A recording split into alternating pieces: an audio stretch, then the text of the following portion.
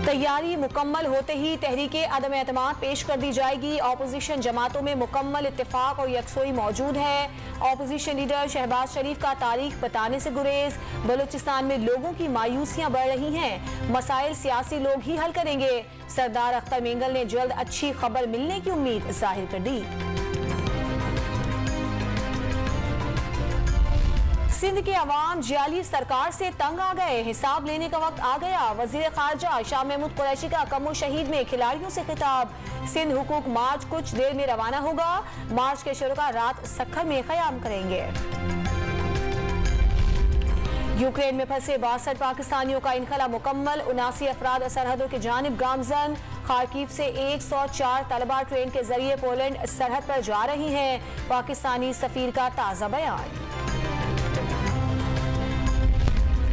इमरान खान को जाना है, बिलावल भुट्टो को आना है। तर्जुमान मुर्तज़ा वहाब ने जियालों से लॉन्ग मार्च में शिरकत का वादा ले लिया। लाहौर में चेयरमैन सेनेट की क़यादत में हुकूमती वफ्द की चौधरी बरादरान से मुलाकात। चौधरी शुजात हुसैन की खैरियत दरियाफ्त की।